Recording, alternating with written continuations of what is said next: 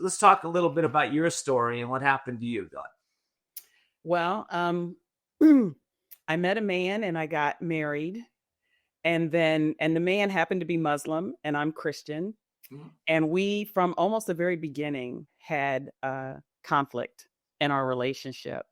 The more he tried to persuade me to become Muslim, the more I went to learn about my faith and I found answers. And the more I found answers, the stronger I held to my faith. And so that created conflict. And ultimately, he divorced me. Fast forward several years, I'm at church and I meet another gentleman in our church doctrine class. And he asked me if we can get to know each other better. And so we start to get to know each other better, fall in love, decide to get married. And we said, because this was late in life too, because, I'd already been divorced. So we didn't start seeing each other until we were 40 years old. By the time we got married, we were 42. And to be quite honest, Ken, I had come to terms with the fact that I might not have children before he and I got into our relationship. But he was a youth pastor and he very much wanted to have kids. And he helped me basically revive that dream of having children.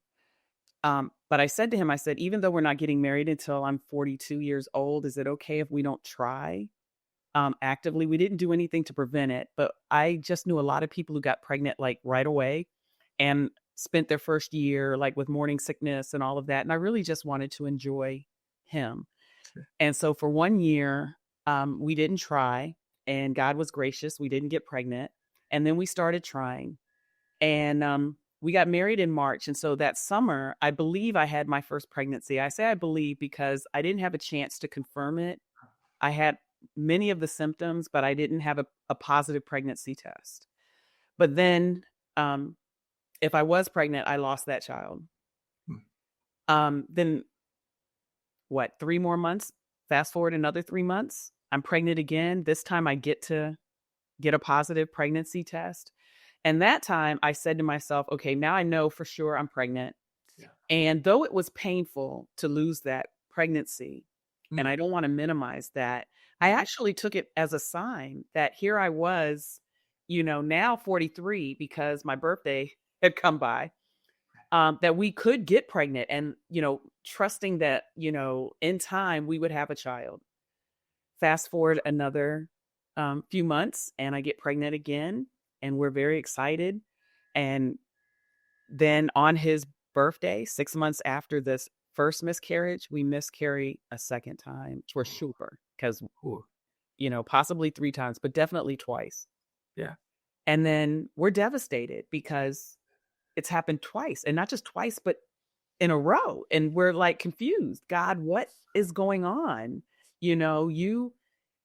We thought we were the kind of people, a minister and a youth pastor that you would want to give children to.